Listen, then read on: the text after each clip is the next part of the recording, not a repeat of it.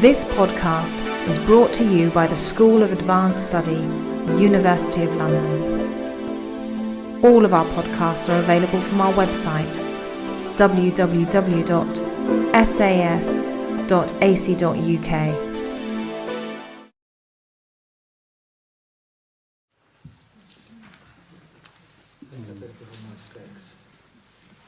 Okay, good evening everyone, and welcome to this panel discussion on new life in life writing.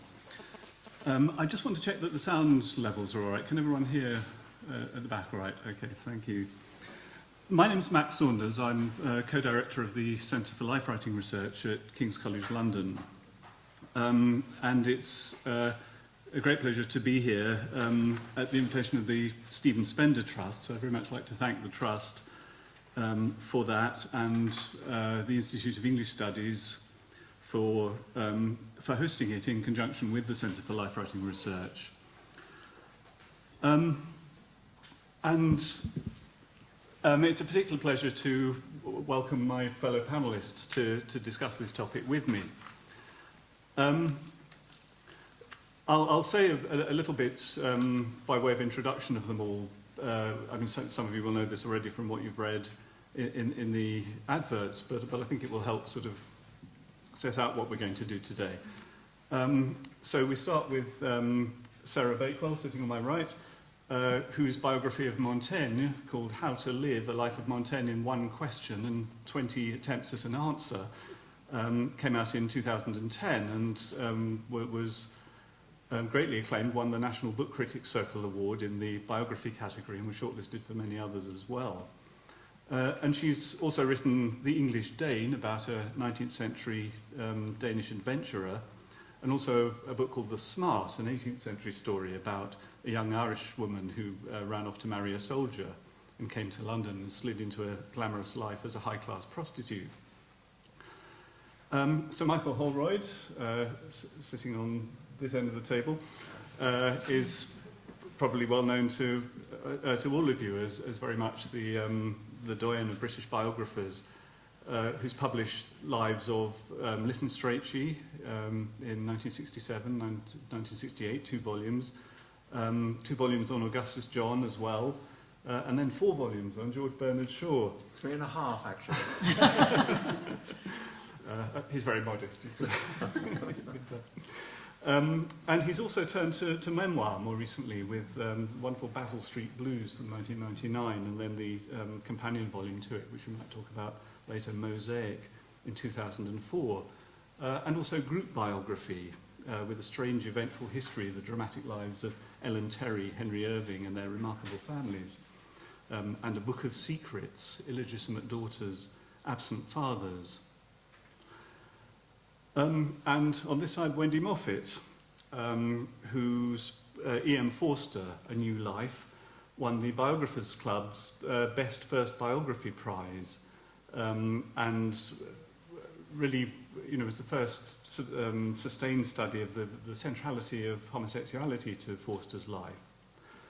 And we'll possibly get to talking about our sort of current projects later on, but Wendy's working on a very different sort of project at the moment on women in the First World War.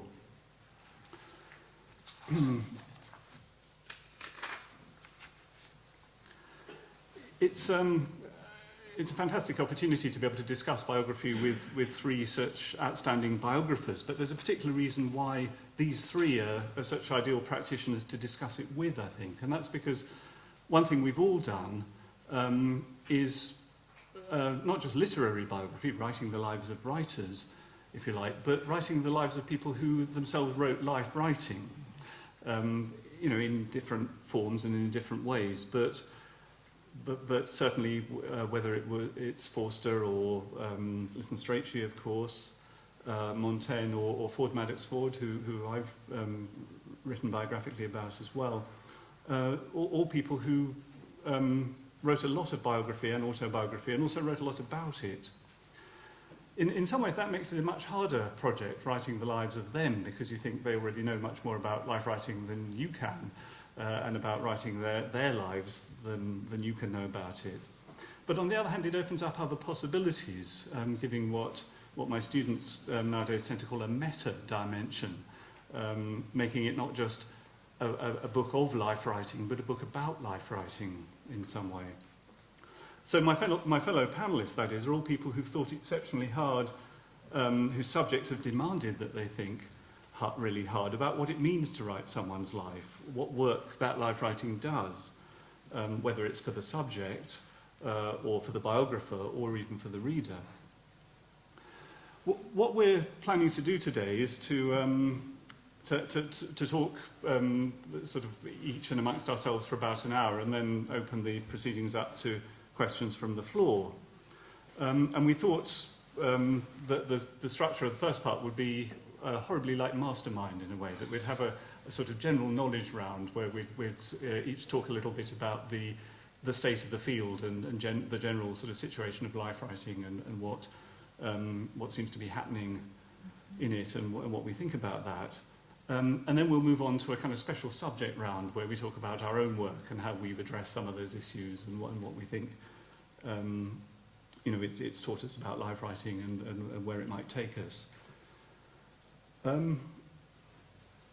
So I thought in that case we could start by thinking a bit about the industry, the publishing industry, the market of life writing. Because when you get this many biographers gathered together, there's always a risk that they'll switch into a sort of elegiac mode and start lamenting the passing of the golden age of biography, an era when publishers were prepared to offer biographers real money big enough to let them spend several years on a thoroughly researched and possibly multi-volume life. Something they're very reluctant to do these days. So I want to start by asking our panellists what they feel about this. I mean, why are publishers not doing this anymore? Are the reasons economic ones or sociological ones? Are biographies just too expensive to finance?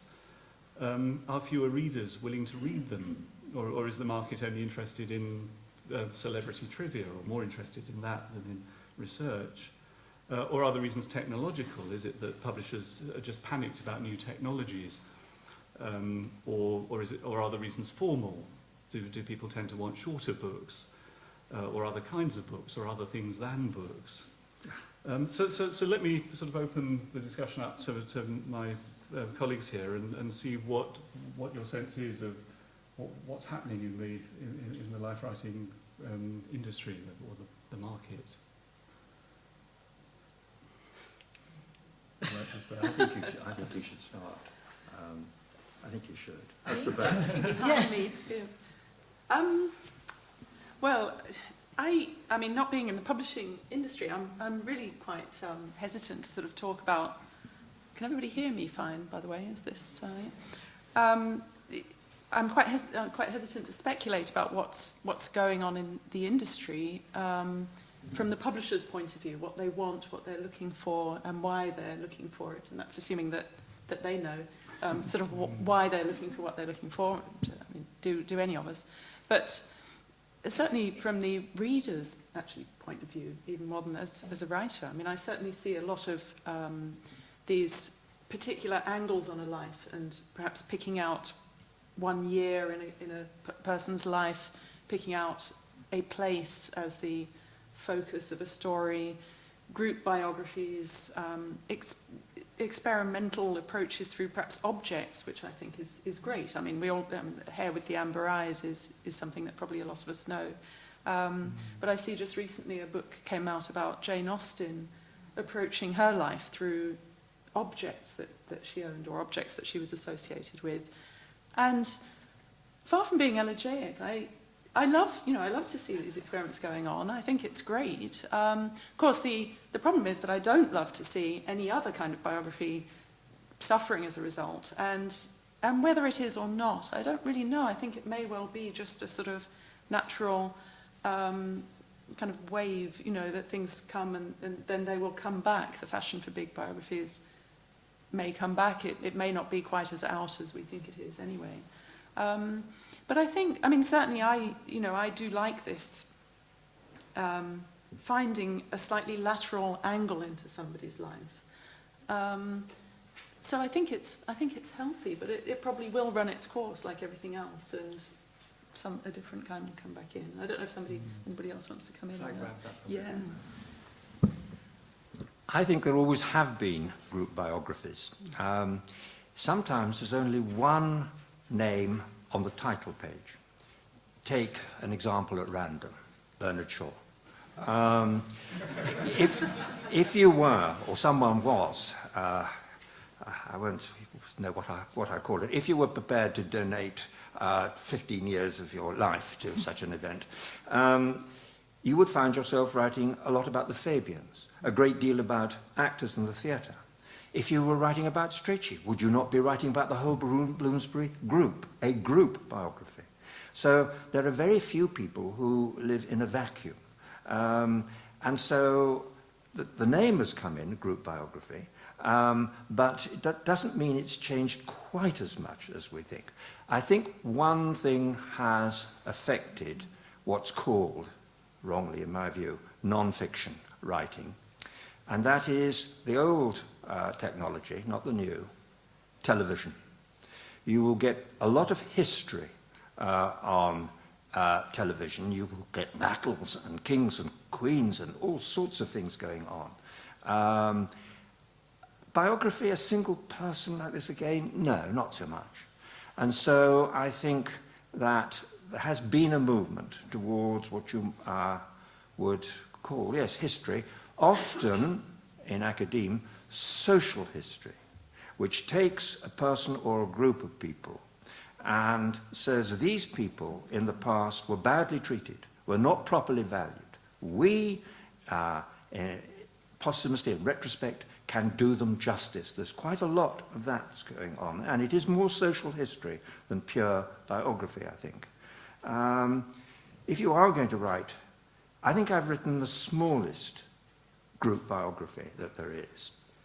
It's called On Wheels, and it's really about bicycles and motorbikes and the odd car, and how they changed my life, but also my subjects' lives. When they got into a car, they became Mr. Wheeler. They had magnified versions of themselves. There's a group there, and it's about 12,000 words long, the book. So group biography doesn't mean a vast thing. And as you said, perhaps publishers like small books because people can read them quicker. It's not such a big investment, and so on. So things have changed and are still the same.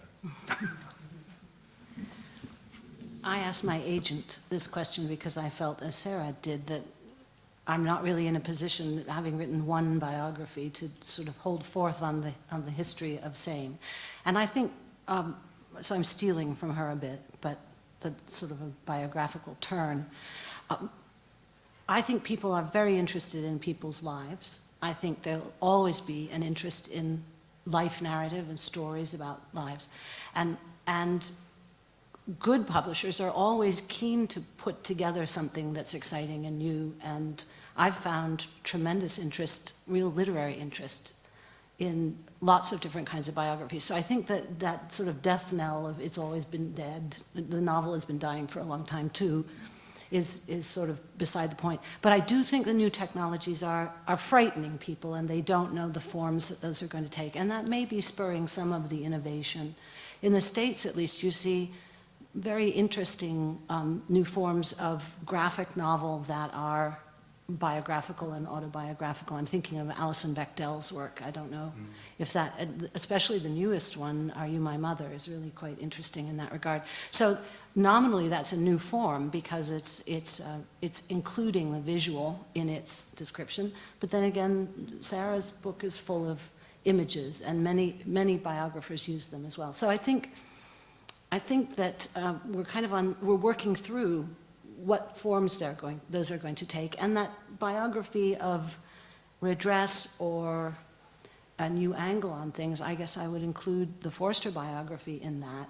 Not so much that I had an agenda to force a particular approach, although the Daily Mail did think that. But more that finding the biography in terms of the subject's own sense of him or herself. I think that's terribly important and quite time-consuming and difficult. And so when you do find a huge cache of archival material, as Forster had, that's protected and saved by him, what you have to think about is what's the principle of selection? Why did he keep those things? So that's a new way of looking at, it's a new way of looking at a life, and I'm very honored to be in Furbank's footsteps. I think that life is magisterial, and I didn't ever think, well, I'm supplanting it in some way. But I do think that I'm on the other side of a divide generationally. And many of those great biographies were written by people, at least temporally, the peers of their subjects. And so there are things you didn't have to explain to people today. And if you are balancing your what does somebody today not understand about the past, particularly the past of this person, I think that's the great challenge. And it's probably the same challenge it's always been. Would you contradict me if I said that literary biography has not been ever greatly appreciated by the literature departments in universities? Would you please contradict me if you could? I wish I could. Because it seems to me that people would say, if they're serious critics, that to write a biography of a writer is to show what he had for breakfast and where he spent the night. And this reduces the whole novel or the poem, or whatever it is, to a form of autobiography. It diminishes the work. That, it seems to me, is part of the argument, where I think that the lives lie invisibly between the lines you can see of the text. And to know something about the lives can enrich that text. That is my argument. Please tell me whose side you're on. I would add to that I think there's another reason as well why literature departments used to be very opposed to literary biography, which is that they saw it as reducing the contents of a novel, that's the incidents of a novel and the characters in the novel, to incidents in the author's life or characters in the author's life, so that it's kind of reducing, it's as if it's saying, well, this is just a novelization of his life or her life. And I think one of the interesting things that perhaps is going on now is well, I mean, it's always been the case as well, but a more nuanced way of reading the work in the light of the life and the life and the art in the light of the work. I mean, I think that always has been done, but perhaps we've got away a little bit from that rigid separation between this idea of textual analysis, that all there is text, this kind of deconstructionist idea, or the sort of there's no or text, and therefore you can sort of intermesh the two without upsetting the kind of literary theorists, and that's another positive development to set alongside. Yeah, I'm certainly not going to be foolhardy enough to contradict Michael about this, but I think it's an interesting sort of trend that I wanted to comment on a bit. That the kind of really long biographical project does seem to have migrated a little bit from the world of professional biography to the academy now. It's a kind of curious fact, and it may be partly that the biographer's time is partly subsidised by their teaching job, and so they can take longer. Of course, they may have to work intermittently on the biography, sort of in the vacations or when they're on research leave or whatever. But there has been a phenomenon of these sort of multi-volume scholarly lives that are much more common now, and that I think in a way it's created a bit of a split between the professional biography and what one might call the research biography. I mean, I'm thinking of a book which I admire, or a work that I admire greatly, the 3-volume Cambridge D.H. Lawrence biography by 3 separate authors, a kind of odd example of a group biography where it's the author that's the group and not the subject, which is, I mean, the middle volume alone is about 1,000 pages or very nearly, and if it's not the kind of book you would pick up at an airport to read, or at least you'd end up paying excess baggage if you did. you know, it is wonderfully readable in a way, but it's much more likely to be consulted by people who want to know, you know, where Lawrence was on a particular day or what he said about a particular person than read right through from beginning to end.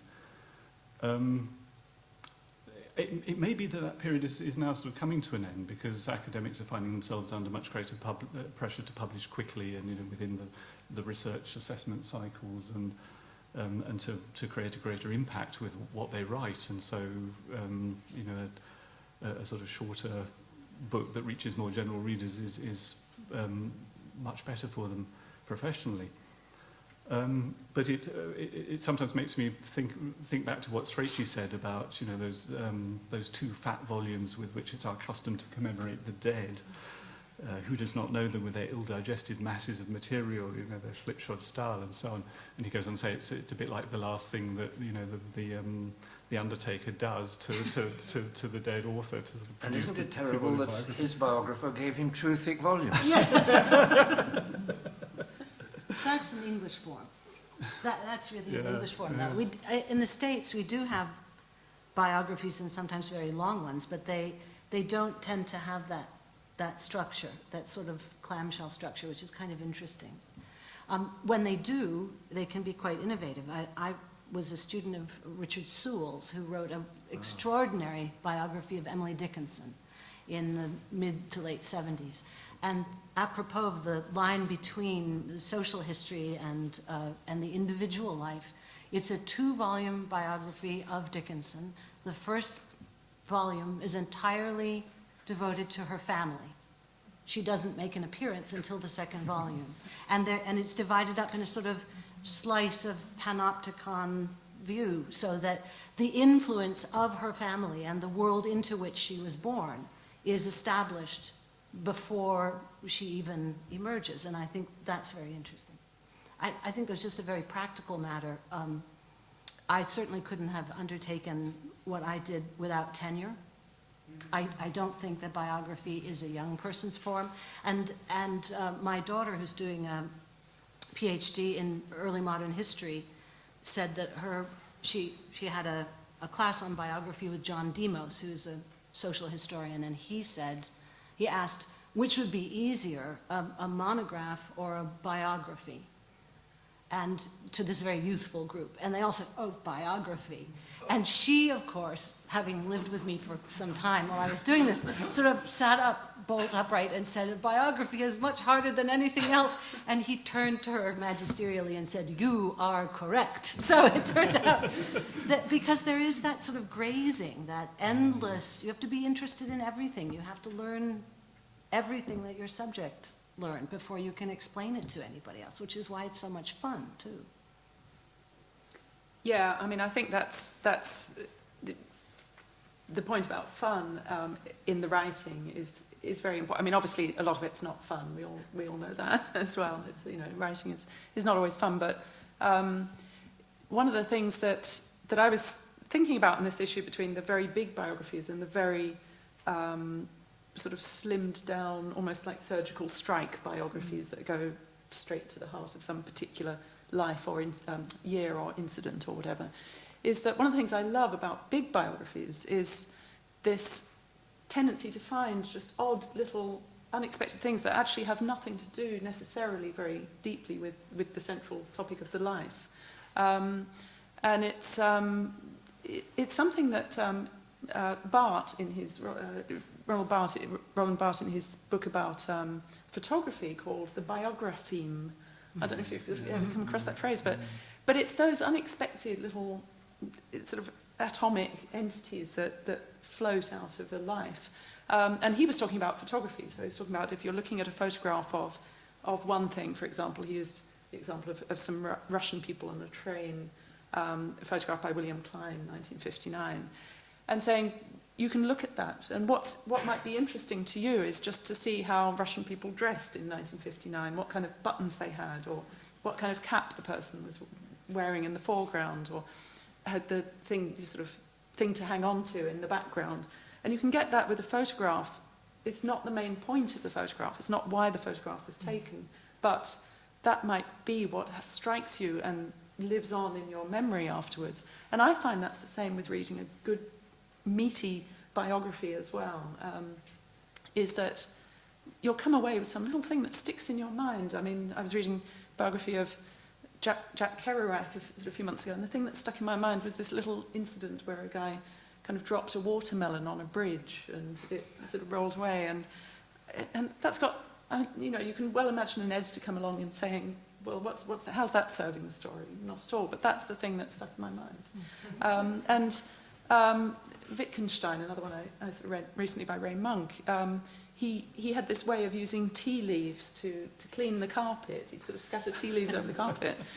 And I mean, partly I just thought, oh, well, that's a useful trick. But also I just thought, well, I can't, this beautiful image now in my mind of Wittgenstein spreading tea leaves on the carpet and then so I think we want to keep that, and probably we are keeping it. I don't necessarily think that's under threat, but it is part of the beauty of a great discursive life writing. I think sometimes there are long biographies, or have been, because there is a vast amount of completely unpublished material, the letters, the journals. No one has read them. You can't make statements without backing them up. And sometimes the quotations you have are rather vivid. And that's what has made biographies long. Now, Strachey, of course, never read anything unpublished. He read published stuff, and his originality is not on the new material, but the way he wrote and his opinion and the way he put it together. And of course, what you ideally want is two sorts of originality: original material and an original voice of your own coming in with the subject's voice, an original point of view and original language, if you can. So that's why they've sometimes been long. But certainly what I've done is, when my sort of whole shelves of a single biography have come out, later on I made it into one volume, because the material now is known. People can disagree with me, and I can make it into something that can be read in a weekend anyway. Okay. Well, one other possible trend I wanted to raise is what's sometimes called the memoir boom. You hear a lot about this at the moment, and I wonder whether the panelists felt that there'd been a sort of shift in the balance between biography and autobiography, or biographical writing and memoir, and if so, why that might be. Anyone have any views on that? Well, I find certainly in America there's a huge number of memoirs published, and they've become, although I don't know that they started that way, but they've become rather formulaic compared to the range of biography, I should say. We tend to have, we actually had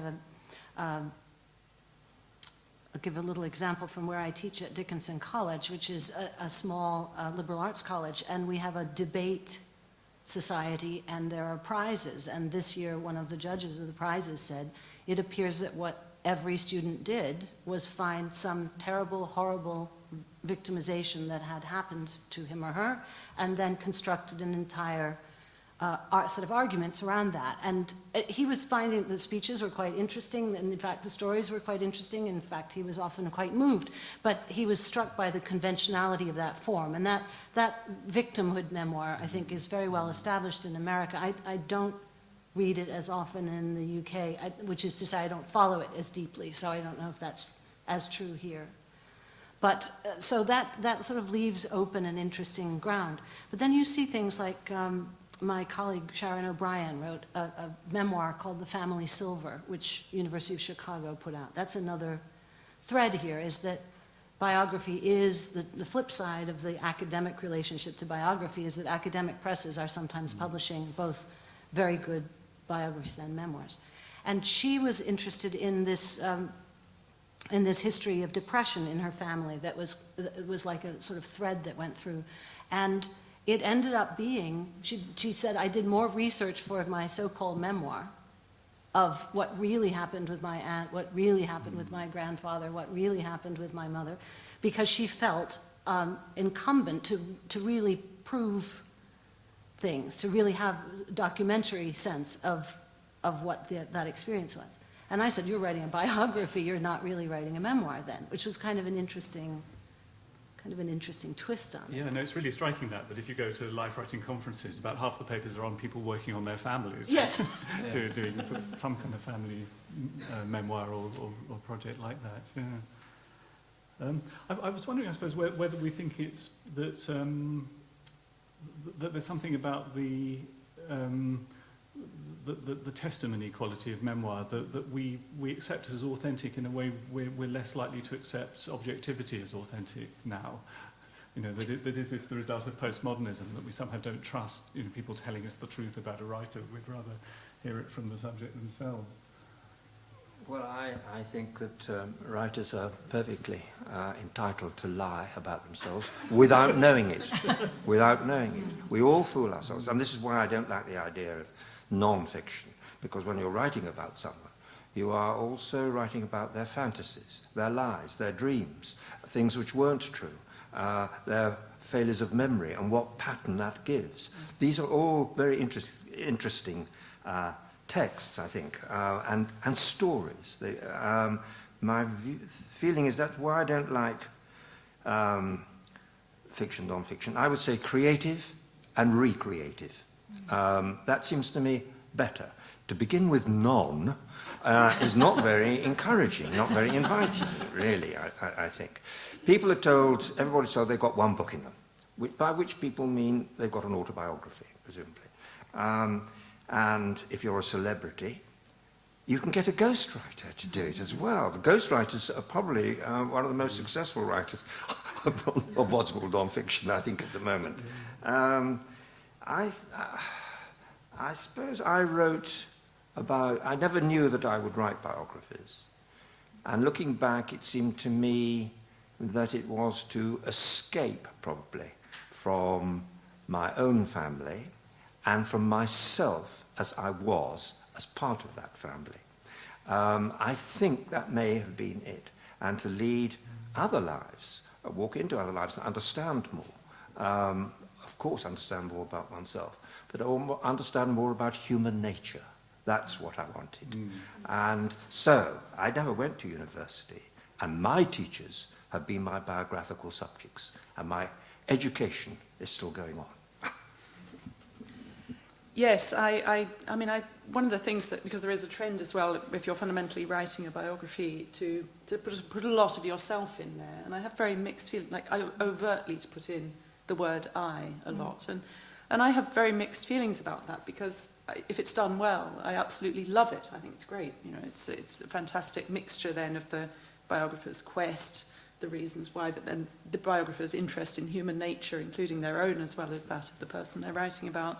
On the other hand, sometimes it feels a bit stuck on, and sometimes I'm not as comfortable with that. And there's a part of me deep down that feels that biography essentially should be about the other. Like what you were just saying is kind of, yes, you can, of course, your own sensibility, your own interpretation, your own life experience is going to be in there, because that's the way that you read the person's life. But what I love about biography is this fascination with the way that somebody else has lived and what their world was, especially if they lived in a very different time and a very different environment. And I think that should remain the bottom line. The other thing I was going to say was this, I really like your idea of creative and recreative as opposed to sort of non-fiction. And I teach something called creative non-fiction, an MA in a city university. And once somebody must have heard this and asked me at a party, "Oh, I hear you teach non-creative fiction writing," which kind of sums it up. Well, there is another sort of thread to this. Behind the curtain, of course, biographers, in being curious about others and in finding these things out, you find these great adventures about how you discovered something.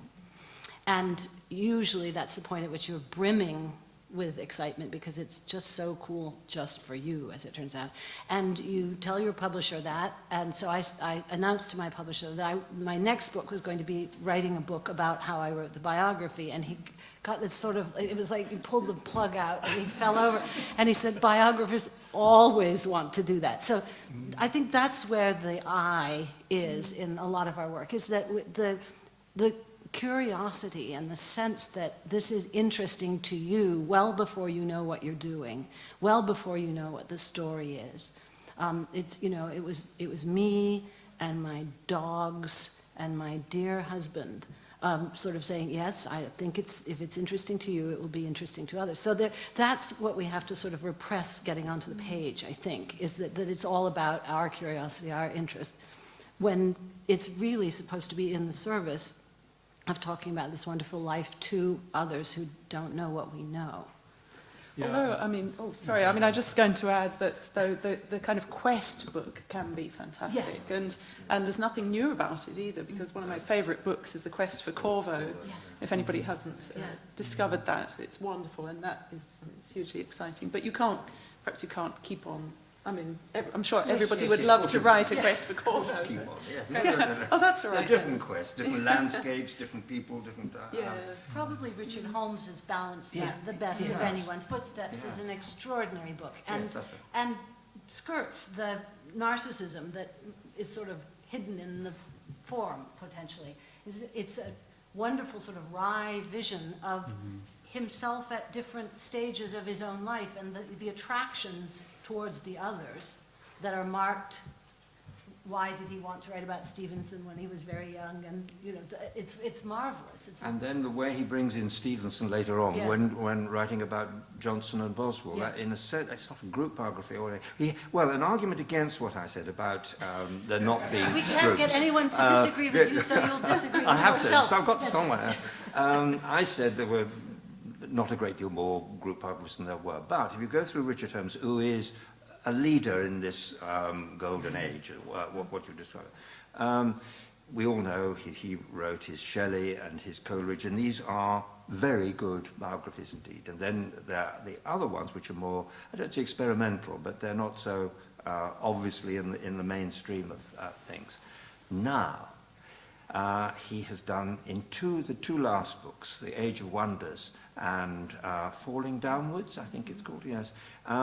These are group biographies which equate scientific discovery with aesthetic pleasure. This is an extraordinary thing to do. This is new, and they are absolutely group biographies.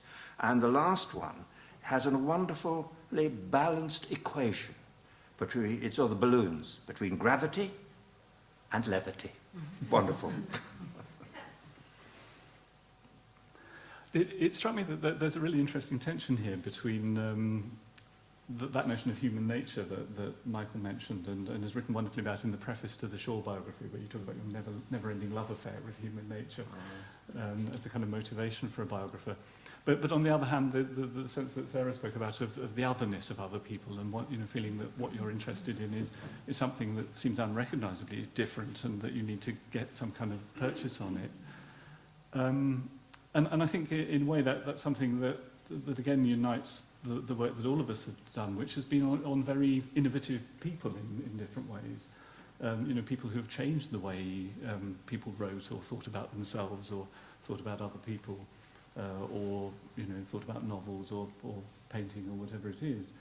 And so I wondered whether, what does that do to our sense of human nature? Does it then become about how human nature is changing kind of from century to century or, creative figure to creative figure? Well, I wouldn't mind saying something about that if nobody's happy to kick off. You have Because- the furthest away from us temporally subject. Yeah.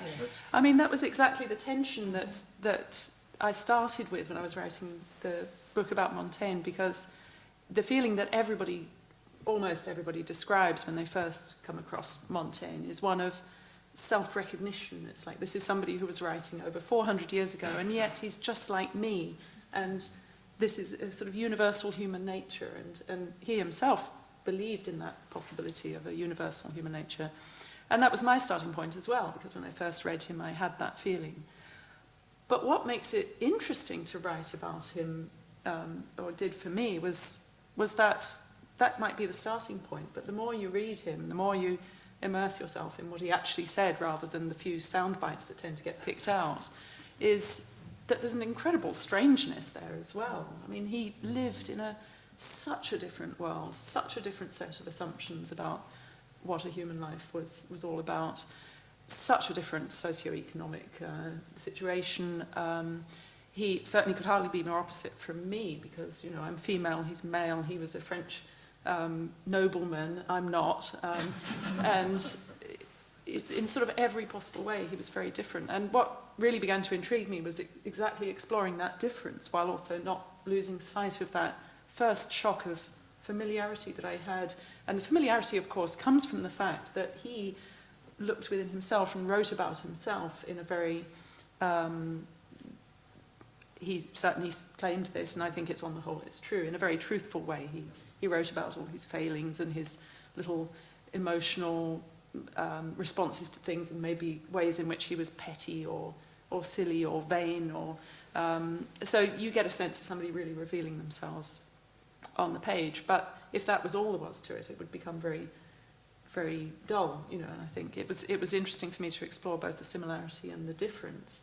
But the other thing that struck me was, and this is why my book ended up evolving in the way that it did, was that people for 400 years, more than 400 years, people had been reading Montaigne and having this feeling of, oh, he's just like me. But when you looked at what they actually said was just like me, it was incredibly different things. So, the Romantics thought that he was a romantic. The sort of Victorian moralists thought that he was a wonderful example of a Victorian moralist before his time. The libertines thought that he was a libertine. The people in his own era admired him because he included so many fantastic classical quotations, so it became this compendium of beautiful quotations, which are the very things that now most people reading Montaigne have a tendency to skip over because it doesn't, it seems like you just sort of ignore the quotations, it's because it's not him. And I began to think, well, that's where the difference is. It's everybody's recognising themselves, but what they're recognising is a face that's constantly changing because the reader themselves is changing. So, and it is that sort of T.S. Eliot, I think, said that a classic changes, is something like this. The classic changes because the world changes while it remains the same. So it's this sort of paradox of the very fact that it remains as it is, but the world around it is looking for different things in it, means that it changes through history. It presents different faces to the world.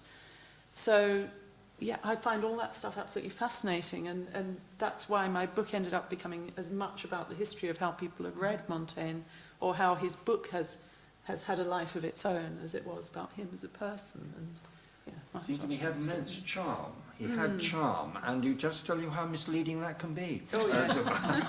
So you identify with an aspect, and the rest is lost. But that was what was fascinating to me. He belongs to the past and to our day. To be able to do that is wonderful, because one time travels with you. And that's meant to be a science fiction only. I think it's an interesting question whether biographical subjects who don't have that kind of interiority can be reached. I'm thinking about the Cleopatra biography, for example, or I mean, Montaigne is a Renaissance man in our sense of having that interior record, and I don't think that's actually just a temporal matter, because it obviously you could have very ancient and therefore a paucity of evidence about it. But I'm wondering what biographies are going to be like of people my students' age now. Whether the evidentiary record and the interiority that we think of as being central to both human nature and the biographer's art is something that you can get to from where our students are now, in terms of just the record, the ephemera. I mean, we think of digital things as therefore being somehow more perfect records of things, and yet I don't know that text messages are going to do it. I don't know. This is not a lament about the loss of literacy. I think it's really about the question of how you get inside interiority in a biographical subject. But is the problem mainly one of the sheer abundance of tweets and emails and Facebook updates and things, not rather than one of them lacking interiority or lacking? It's hard to know. I think that sifting, that sense of the shard that tells rather than the other things that may be of interest to the biographer is the whole point. And most of us, I'm sure, have written more and then had to sift down to less or to find, the right one. So that's where the balance of, I guess, literary sensibility and historical is for me, which is that often it's just reading something very closely that may not be purported to be literature. I mean, reading Forster's letters or his journals, for example, I would start to see a pattern. What you were saying, Michael, about the pattern of elision or the pattern of repetition. And when you started to put those things together above and below the waterline of public knowledge about Forster, it's extraordinary that in the week that he's getting blackmailed, he's also testifying in the Radcliffe Hall case. And so the very fact that he's parlaying his eminent literary self, which is based on hiding his homosexuality at the very moment that that's being threatened to be exposed. And then you put that up against, well, what is he writing that's being published at that time as well? And suddenly it's like it sort of pops into stereo. This probably doesn't happen to you, but when you drive to Pittsburgh, there are no radio stations, and then you get very faint radio stations that are, evangelical Christian stations and things like that. And then suddenly, both speakers, stereo, Mozart or something. It's a nice feeling. There is a radio, it's in Boston, a radio thing which is you only get it when you go into the tunnel. So you get a few words and then you're out of the tunnel, you never know what the second paragraph was. So that's the biographer's art, right? Not vision, but... That sense of the connection. Sometimes you don't even know what it is that is making it a moment of being, but you know that you'll have to explore and write about that thing. Yeah, no, that's really interesting about the way the digital world is changing this. I mean, you sometimes find the language of people writing about, digital life writing or digital subjectivity, talking about the networked self. And it may be that interiority has become sort of communal in that way, or become a kind or of the medium is the message. Yes, indeed. But I think you could say that interiority has always been mediated through social networks and growing up within a society, within a family, within a network of friends. And if we didn't have any of that, and reading as well, actually, with relationships with authors, with their writings, if we didn't have any of that, it's hard to imagine what kind of selves we could have, or what kind of interiority we could have. Yeah, no, that leads on very nicely to what I think is the last of these sort of fairly general questions I wanted to ask of our panellists, which I was sort of minded of by the title of Sarah's book, How to Live, and the wonderful way that sort of points one not just to the way Montaigne sort of wrote so extraordinarily and innovatively about that ancient question of what the good life is and what it ought to be, but also how reading a biography is might be doing something for readers in helping them to think about how to live, which of course is a view of biography that then makes it quite like self-help books. And so that was really the question I wanted to ask. Do you think people go to life writing or to biography for that kind of reason, for some sort of help or consolation or whatever it might be? Or identification, Yeah. I think. Well, my situation may be peculiar, but Forster had such a long life and lived through such a long arc of very different ideas about homosexuality and social constraints. And what I found was that my readers, I had very different sets of readers, and they to some degree overlapped, but the writing to me about their experience of reading the book was quite moving and quite illuminating. So I got many letters that were from people who said, I lived in that time, and that has been validated. the energy. They identified very deeply with some. Forster has extraordinary, very frank, flat statements to himself about, what a waste of time and energy it was to have to put that much effort into hiding, for example. And I think that kind of baldness really hit some readers very, very keenly. That it was somebody else's problem, that was a waste of time and energy that they'd had to go through in some ways. And yet there was also a small group of people who were upset that I had somehow sullied the novels that had been published or something, or an idée fixe about sexuality. And I thought that was an interesting sort of thing, because I kept trying just to understand the world the way Forster understood it. That was my sort of compass point, and which is quite difficult to do when you're not that person, and so you have to sort of dodge about a bit. I don't know, I think I've gone off-piste here, sorry. It is done. I can't remember what the question was. Yeah, but exactly. Sorry about that.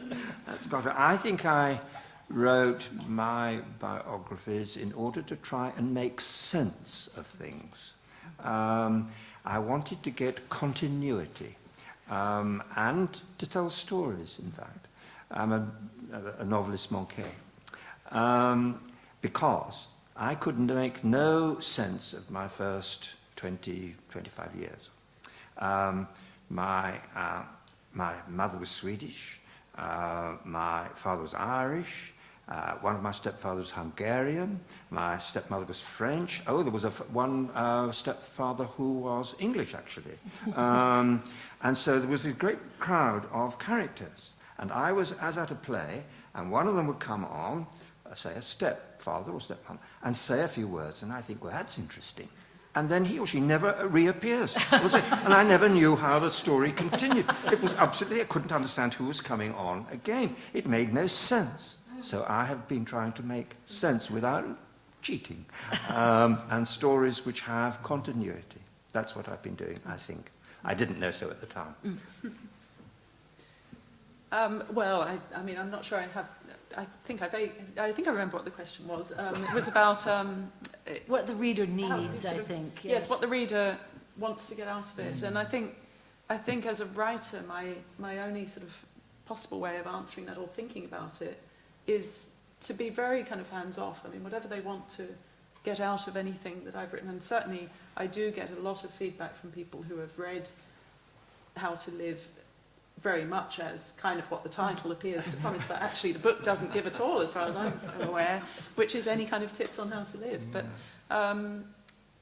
that's what people often do take out of it, in a roundabout way, though, which is the way that I would want it, which is via Montaigne's self-reflection, and via my response to his life and everything that's mixed up in that, but never as a something that I am aware of having offered any kind of anything that anybody could take as a message out of it. Well, but in a way, it's quite nicely set up by the ambiguity in the title, isn't it? About 20 attempts at an answer. Yes, are they his attempts or yours? Yeah, and it's, I mean, attempts is a kind of allusion to essays. Of course, his book, The Essays, that's what that means. Essay means trials. Was your subtitle, did you make that subtitle at the very beginning?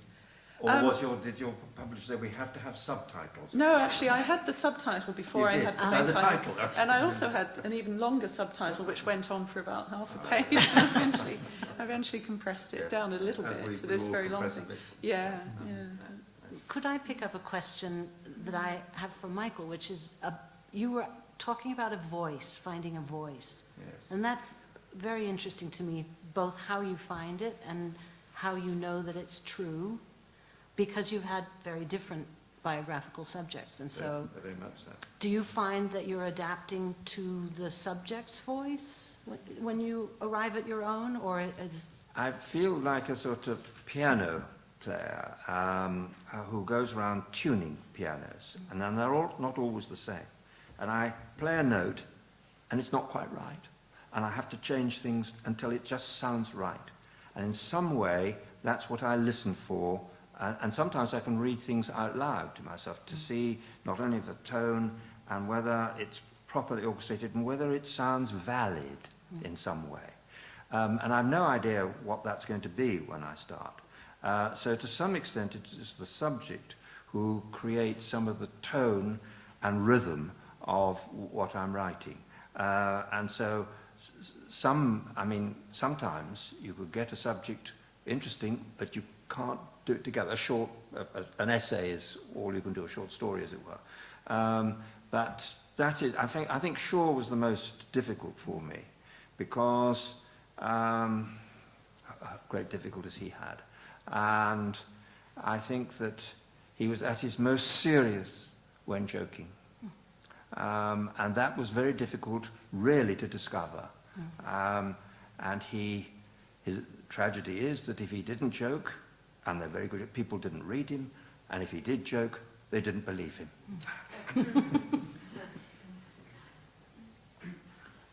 Well, in the discussions we've been having,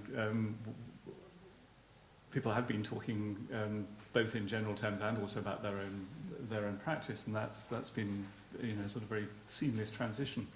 But I want to sort of move towards a kind of conclusion of this more formal session before we go into open questions. Just to ask the other panelists about what they'd like to say about their motivations for writing biography, or for writing different kinds of life writing as well. Whether there's anything they haven't said already that they'd like to add to, why they do what they do, or what made them into a biographer or a memoirist. I think I've already answered that question, so I think for me, I would like to ask you as a biographer that very question. Well, I've only written one biography, Yeah. so it's... That counts. So my answer may change in the future, but I think in a way for me it came very much out of the kind of situation you were describing earlier on about literary critics worrying about biography. And I'd been reading. I wrote about Ford Madox Ford, and I'd read him and really enjoyed his fiction and also his autobiographies. Which are famous for their tall stories and sort of, for lying, if you listen to a lot of his biographers. But the earlier biographers, or the biographies I read of him, seemed very unsatisfying. Either because the early ones were quite hagiographic by the people who'd met him, and he was obviously a very idiosyncratic and sometimes bizarre character, but sort of larger than life in a way that everyone who met him who had any inkling of being a writer wanted to write something about him. So it sort of made it a nightmare as a biographer, because you had all these different, very colourful testimonies about him that were often completely contradictory or incompatible. And the later biographers tended to be quite scathing about him, or quite sort of patronising, as if what was interesting in the writing came out of some kind of psychological flaw, that the fact that people had accused him of not telling the truth meant that his fiction could only be a spin-off of his inability to tell the truth about anything. Whereas what I kept finding in the stories people were telling about him was something rather different, that there was a great sort of sense of enjoyment in the storytelling. And people would say that there'd be a twinkle in his eye when he was telling stories, and it was as if he enjoyed seeing how far he could go with an audience, and sort of seeing what made them respond, or at what point they would, their jaw would drop and they would realise that this couldn't actually be the way it was. There's a wonderful story he tells about when he and Conrad were collaborating, and they were correcting the proofs of their sort of biggest collaborative novel called Romance, and they were on the train up to see the London publisher, hand in these final corrections, and Conrad is lying on the floor of the carriage because he can't sort of, the train's bumping around too much and he can't do the writing sort of on his knee or whatever, so he's lying on the floor of the carriage as the train pulls into the station. And Ford is a bit worried about what people will think, with this sort of figure lying on the floor. So he taps him on the shoulder, and he says Conrad was so wrapped up in, this world of Cuban pirates that they were writing about, and sort of adventure and danger, that he leaps up and grabs Ford by the throat and starts to strangle him. It's a funny story, and he tells it about 5 times, and it's different each time. So I just became fascinated by what it meant, you know, that he was a kind of serial fabulator like this, and that the versions changed, and why that was, and what the significance of all the changes were. And I just thought, if you started asking, you know, what the stories were doing, rather than why he couldn't tell it in a less interesting way, it became a very different sort of project. And that led to a sense of, you know, what he thought he was doing as a writer. And so, I mean, the book is called Ford Madox Ford, A Dual Life, because that sense of, you know, the writer always being in two places. I mean, being on a Caribbean pirate ship, you know, while you're on a train became very emblematic for that sort of predicament that he was so interested in. So that's my answer now.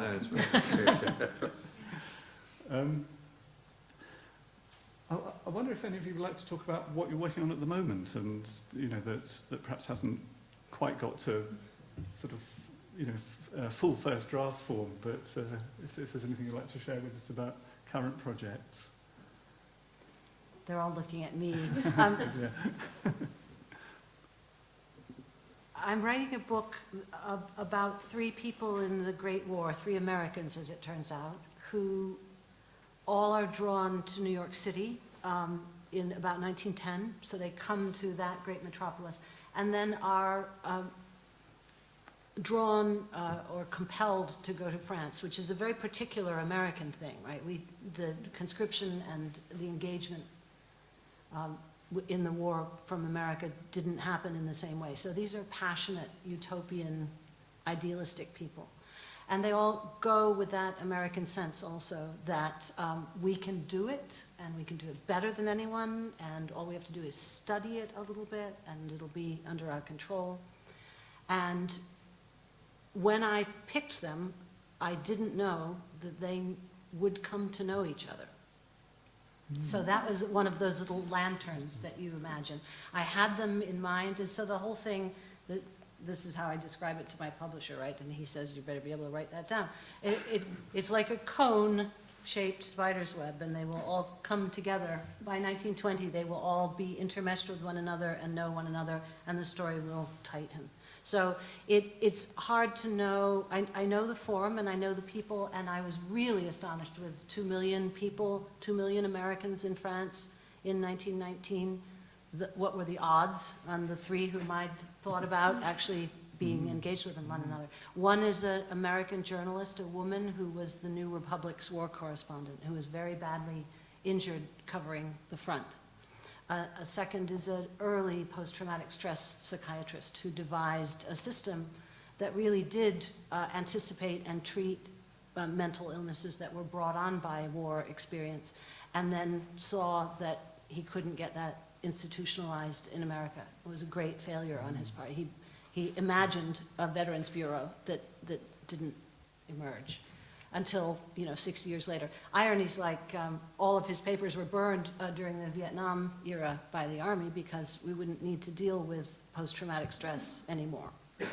And the third is a painter who goes off to be romantic and to escape a bad marriage, and ends up working with Edward Steichen, the great photographer, on the very early aerial reconnaissance.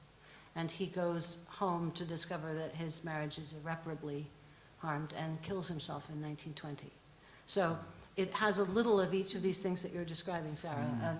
A group biography, a slice of time, and very strong geographical pulls, a sort of tidal pull from the US to Europe and back again.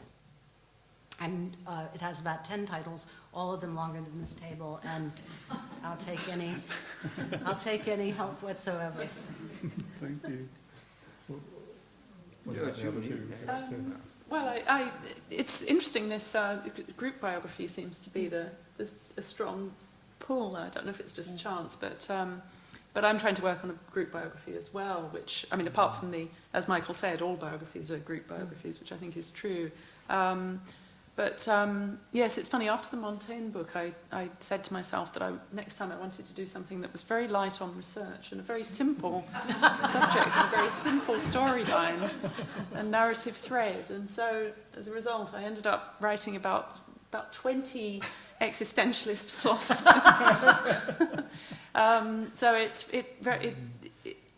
I think I'm hoping that I get that spiderweb effect. I mean, they did all know each other, but that's not all there is to it. I also, there has to be a reason why they all fall into the spiderweb for me, because just knowing each other sort of isn't enough when there's that many people involved. And so I'm trying to look for the things that pulled them together or drove them apart, of course, because a lot of them quarreled. So, but what I'm really trying to do is to pick up a little bit on what I was trying to do with the Montaigne book, which is to tell the story of the way ideas developed, completely intermeshed with the story of the way lives developed. And that's quite, I think that more than anything was what made me want to write the book. But of course I spend most of my time not quite regretting it, but just wondering why. But well, the first person caught in the spider's web is the biographer. Well, yes, exactly. Problem.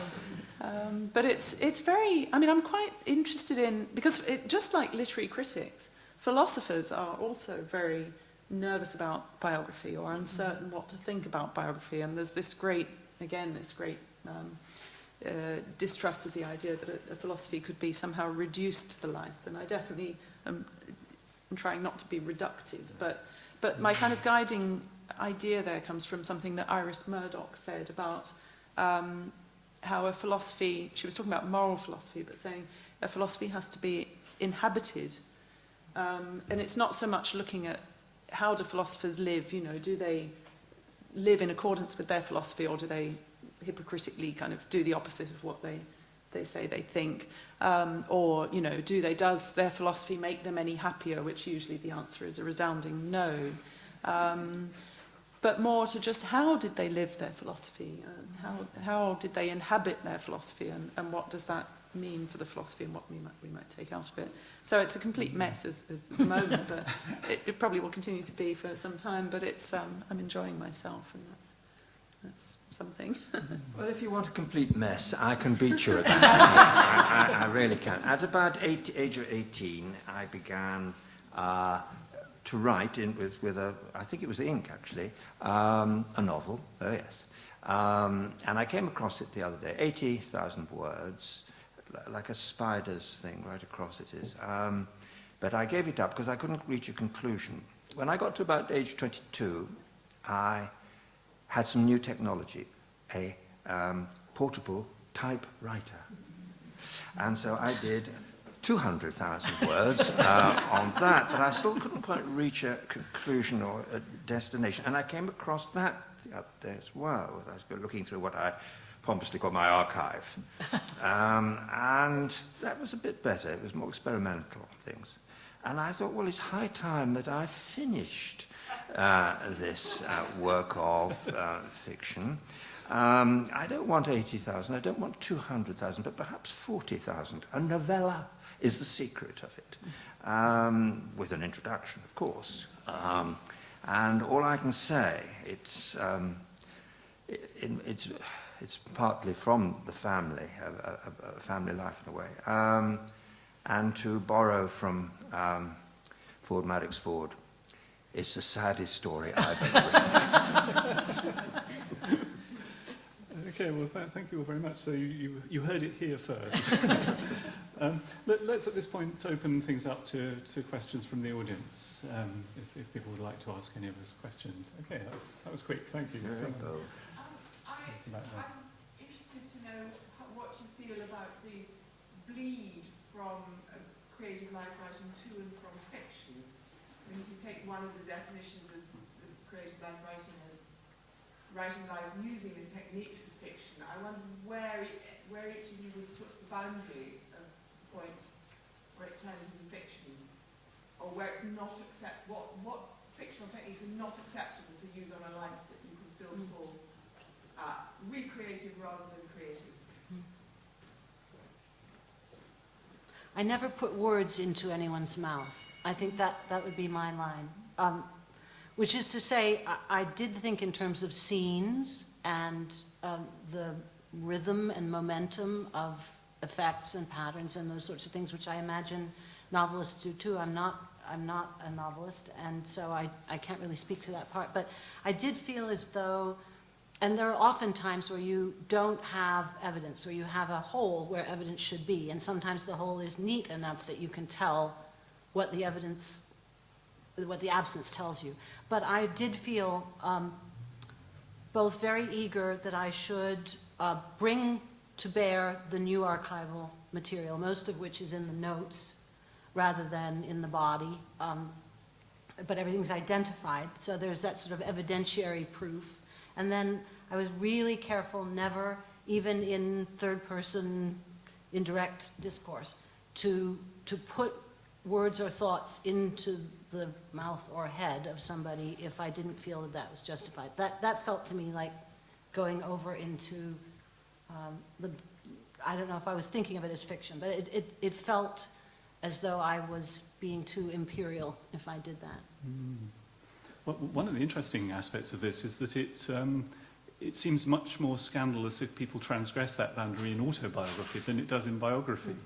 You know, that it's cases like Benjamin Wilkomirski or James Fry that become the sort of, you know, cause célèbre or the outrageous scandals of the day.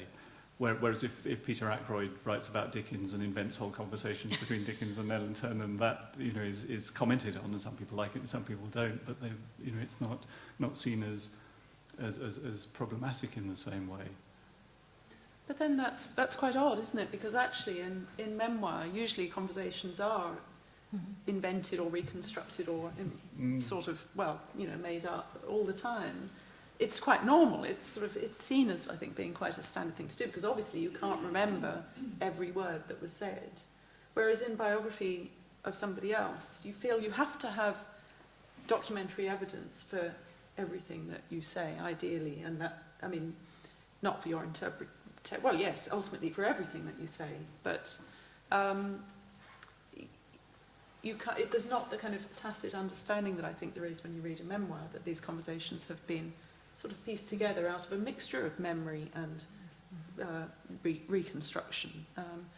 But I think in both, to me, what really matters is that the reader understands what you're doing. The reader knows what you're doing. There's almost a kind of contract of trust between you and the reader. And if they know that you're making up conversations, then that's fine. But if they don't quite know what you're doing, then I think you've got a problem communicating then. I think that what's called non-fiction writers should not invent. Simple as that. I remember reading a rather engaging autobiography, and in the first chapter, the father and the wife were, the husband and the wife were having a conversation, and not until I came to the end of the chapter did I realize that she was pregnant with him and he wasn't alive, and he could have heard nothing. And I said to myself, this is not non-fiction. This is, I mean, it came out as non-fiction. It is fiction. Now, I read as many novels as I read biographies, I think.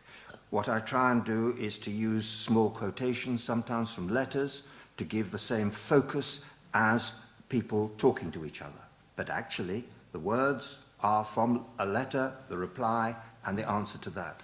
And you can get the same immediacy from that. And there are other devices you can use to tell a story. I have usually two narratives. One is pure chronological narrative, and the other is thematic, and they don't always stop at the same place. I have taken somebody up a hill, thinking of something, and then we've gone to other things, brought him down 2 chapters later, deciding to marry someone. Now, I don't know, I haven't put into his mind what was going on. I've let that go to the reader. But I do think that there are ways of telling stories without cheating for non-fiction, without thinking you know better than the characters and can give them words. No. Yeah, I think that's crucial, that thing about knowing better than that.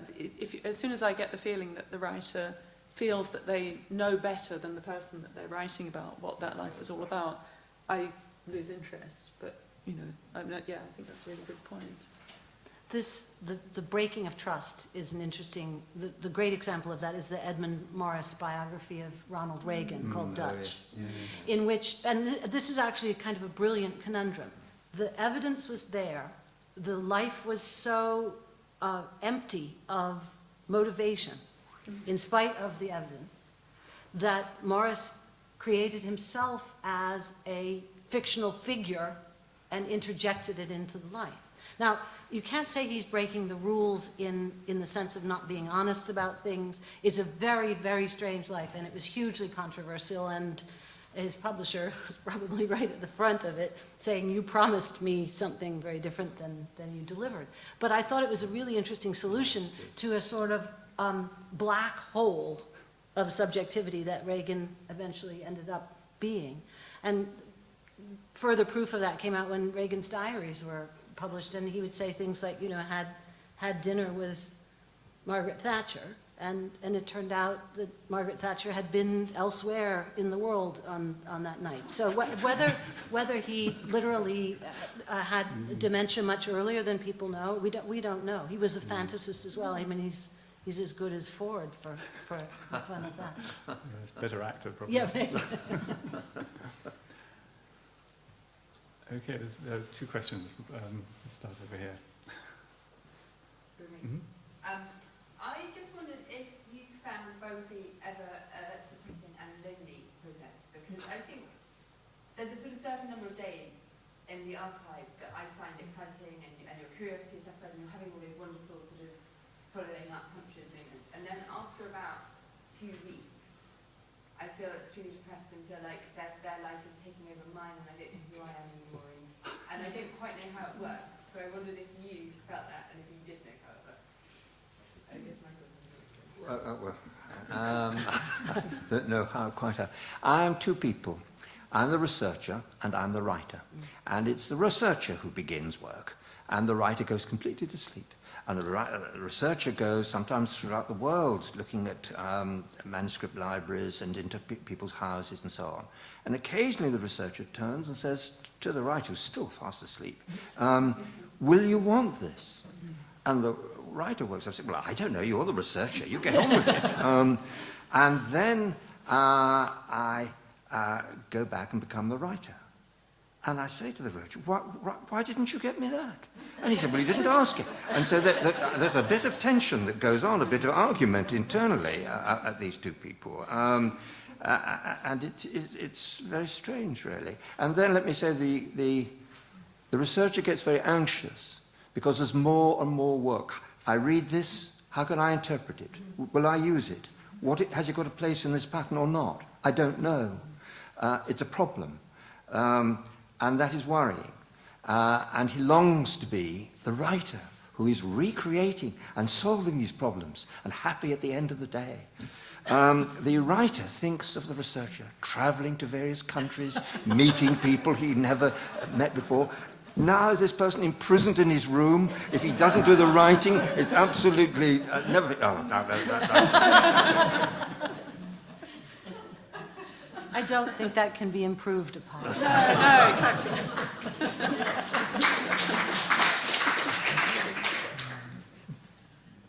Okay, thank you. I've been interested to notice that when you speak about your subjects, there's been quite a mix of the very famous and the totally unknown.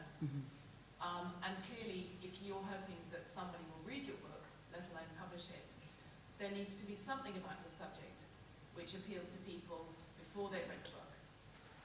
And I'm interested in how in how you choose your subject, but also particularly how you choose your subject in answer to that question, but why are you writing about this? Because if it's Montaigne or Lytton Strachey, you may meet someone who hates them, but they probably won't ask why you're writing about them.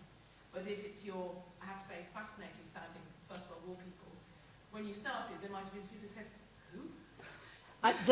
They're probably still saying it. I've decided to make that a virtue. And it's because I've seen a pattern, which is that no one has heard of these people, although that could not have been said in 1930. In 1930, and this is where books are in dialogue with their histories, in 1930, at least two of them would have been described as the famous, and then fill in the blank, right? So how, modernism has a lot to answer for. How do things get canonized? What have we privileged over something else? Why is it that avant-garde and experimental, which her Shepley Sargent's writing was not, for example, So usually you can get attention of people a little bit by just sort of saying the war correspondent for the New Republic, the woman, you know, and that right away that sort of goes against the grain of what we think of as the large narrative of the Great War. So every place is sort of syncopated, every place is, you haven't heard of it, but that's why it's a new story. I'm trying to sort of turn these things into virtues. And I'm going to do this next week by going to all the places that were very important to them, which literally have no major halts, no battlefield descriptions. We were in Foyles today. There's nothing written about anything that mattered to any of my people. And not just because they're Americans and that's less interesting here, but because, you know, most people don't live lives where they go from, you know, unless you're Woody Allen as Zelig, you don't go from one high point of the 20th century to another. And that gets to the question of, you know, so what is real and important and true about lives we haven't heard of, momentous things that happen that aren't written in the history books, et cetera. And I think biography can get to the past in that way through life narrative, in a way. If I were selling this as a history, I agree, I don't think anyone would buy it. Yeah, although I have to add to that I think it's getting harder to persuade publishers of the attraction of unknown subjects, even if they are fascinating ones. I mean, they tend to be fairly conservative in general, don't they? And what they want is the last bestseller all over again, rather than, you know, taking a risk on the next one. And it seems to me it's quite rare books like The Hare with the Amber Eyes or something that comes up with a story about a not well-known family told through such a fascinating sort of oblique method. Whereas if for most writers who don't already have a name as a biographer, to approach a publisher with an unknown subject would be a pretty hopeless task, I think. But Michael, wasn't that your start? Yes, it was my start, and of course it's the start of all novelists, because nobody's ever heard of any of the characters in a novel. They're completely unknown. My first book was about an unknown writer called Hugh Kingsmill, who remained unknown following the appearance of my book. But he led me on to the next book because he was considered to be, insofar as he wrote biographies, he was a novelist as well, a follower or influenced by Lytton Strachey, and therefore I got interested in Strachey. So Strachey was actually chosen for me by Hugh Kingsmill. A significant minor character in the Strachey was Augustus John, representing not the Bloomsbury way of life, but the Bohemian way of life, an outdoor book. It's my road book. He painted Bernard Shaw, did very good 3 paintings of him, one fast asleep. And so Shaw became my next one. So every time my subjects have been chosen by my previous subjects for me. I haven't chosen them. I've had no arranged marriages, by which I mean the publishers have not arranged for me to write about somebody who they think is going to sell. That has not happened to me. It can occasionally work, of course. But I think that process has probably come to an end now. My subjects have been famous and out of fashion. And that's very useful, because when you go to the library, you can actually get the papers, because there are not a lot of other people going for them. Yeah, I like Wendy's point about making a virtue out of the thing that seems to be a challenge. And it's actually really interesting to see people's reactions when you say what you're writing about, because, I mean, I've had all kinds, but one of them, you know, when I said I was writing about Montaigne, one of the most common reactions was, who? So it's not that, you know, I thought Montaigne was a household name and discovered that he wasn't at all in many households. But interestingly, certainly with my first 2, they were completely unknown, so the reaction was definitely who and also why, and, you know, what's interesting about them, which gives you a chance to discover for yourself what's interesting about them. With the existentialists, it's been really interesting, because mostly when I say I'm writing about the existentialist, the reaction that I get is, oh, that horrible lot. Why do you want to write about them? And what I'm trying to do is exactly to make a virtue out of that apparently really unpromising thing, and to ask the question of why the very people that used to be such huge figures of sort of occult and admiration and influence so many people's lives, why now the universal reaction is how dreadful they are. Why do we now see them as dreadful? What's changed? Is that right or not? And so that's actually turned out to really interest me, although I must admit sometimes it's a bit disheartening as well. But, I disagree. I don't think people think the existentialists are. Oh, More good, yes. excellent. Thank you. This has been a very good evening. Yes, good evening. We're much encouraged up here.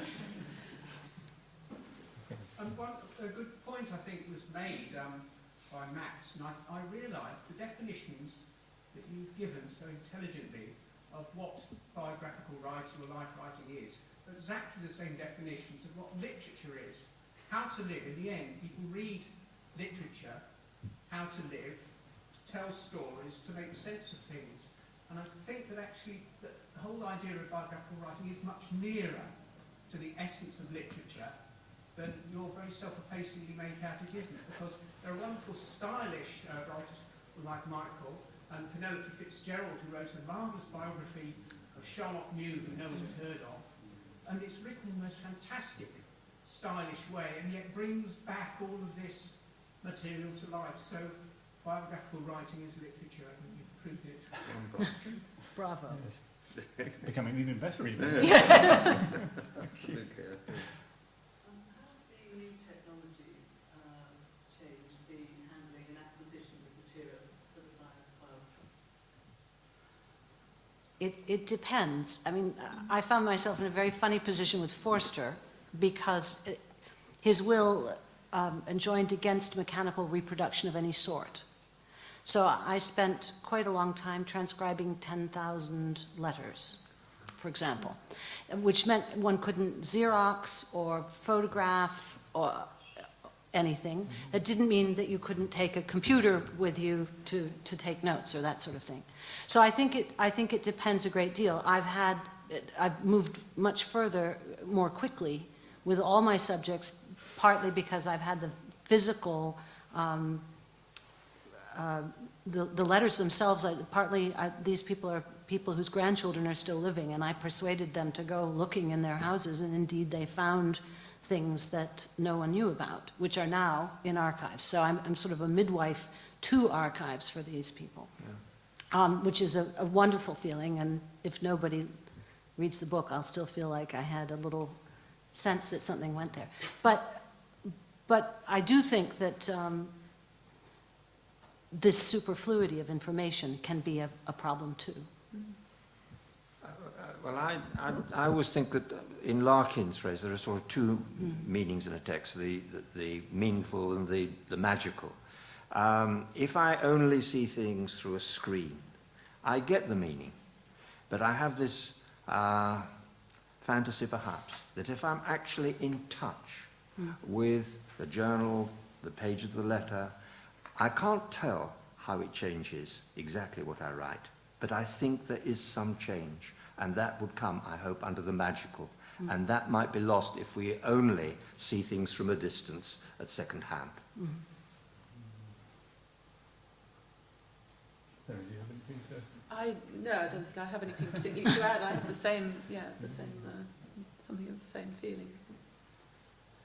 Yeah, I mean, I suppose the only thing I'd want to chip in is the amazing difference it makes to how easy it is to find material. I mean, there is just so much more there. So I think, I mean, I'm aware that, since I started work on the Ford biography, even, which isn't that long ago, so much more material is available online, and one just spends a lot less time on, that Michael's researcher character, as it were, can, get to the right sources quicker. Yes. Do we have any other questions? Yes. Another remark. Can I just ask Michael if his novel is going to be called It's a Dog's Life? It's not going to have the word "it's" at the beginning. So I could answer no, but in fact, the meaning is yes, it is, because it is that, only in a different way. It's never been published in this country. It's never been published in this country. it was published in a form in the States before I got the rights back. It showed my family in a way that was very hurtful to my father. And though I disagree to some extent with him, now that I am the age that he was, I understand his opinion much better.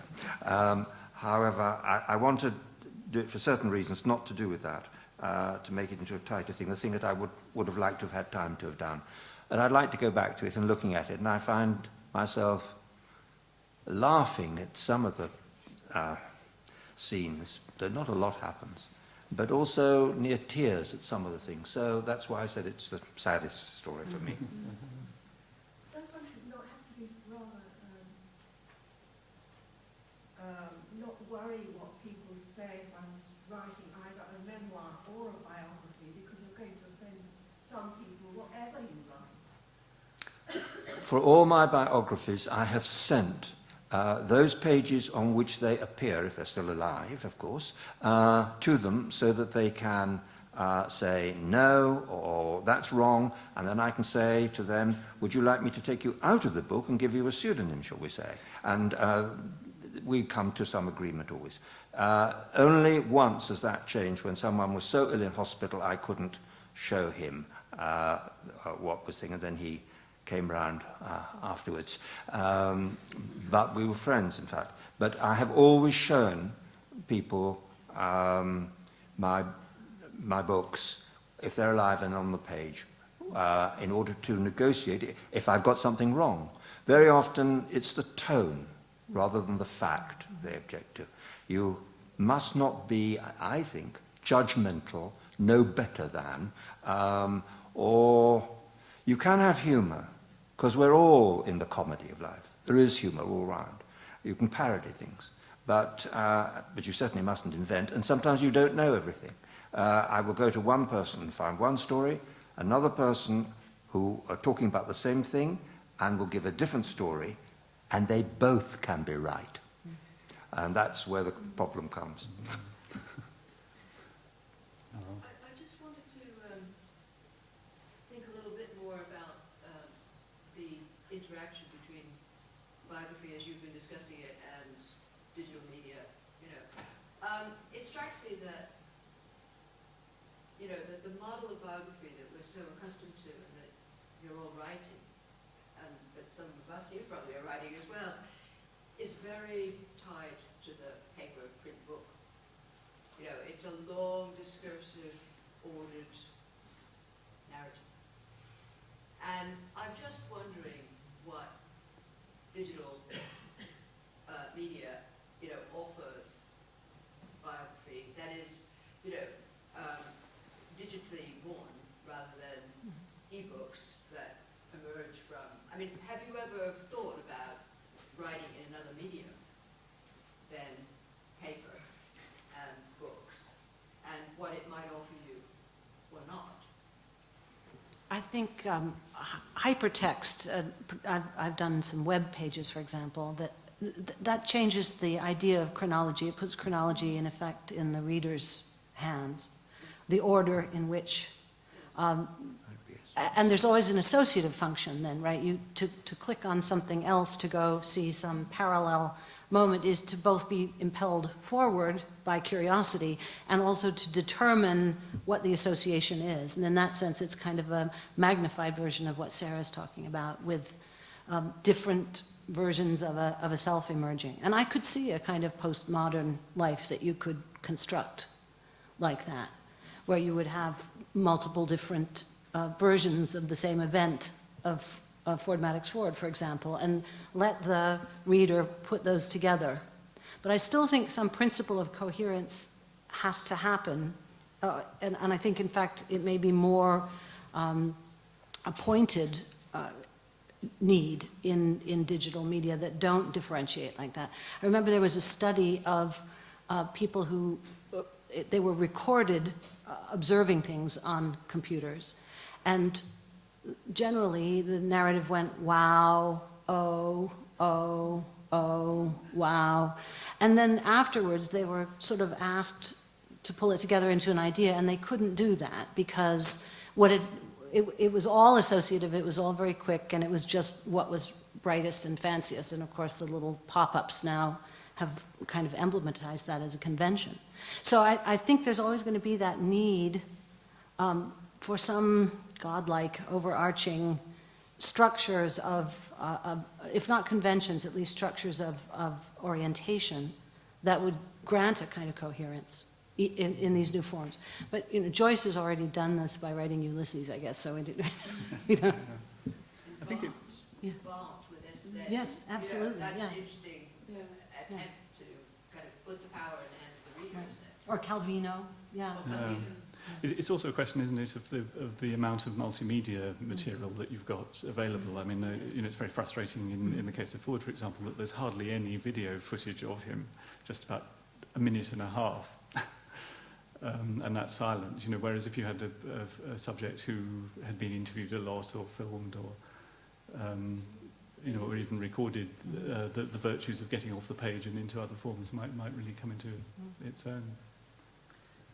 Yeah, I think it would be fascinating to be able to sort of keep the voice and the narrative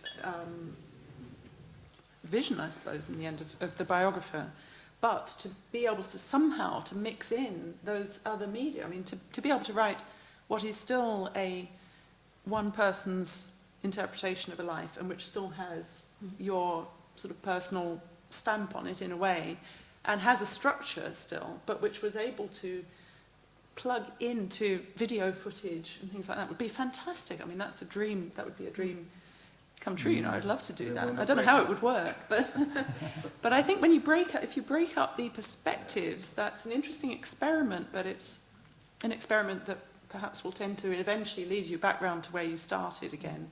And there's two different things. I mean, I think the online world is very useful for if you want to find out what a certain person was doing on a particular day and where they were, and then obviously there's, I think, a huge database of information would be very useful for that. But we are enthralled by stories. We want stories, and it's very hard to put together a story where you can find your own way through it. But if the author is dead, the reader can take the author's place. And yes. Indeed. That's what I was wondering about. I know, so it fragments, doesn't it, the biographer's voice? Yeah. It would fragment the biographer's voice, and it would add, the reader's voice, and maybe readerly order it. Okay, well, talking of fragmentation, this is probably the point at which we should break up sort of this part of the evening. But thanks very much for all your questions, and if you've got more, please do come and talk to us in the reception, which I believe is just through there. So please join me in thanking our panelists. Thank you, Charlie.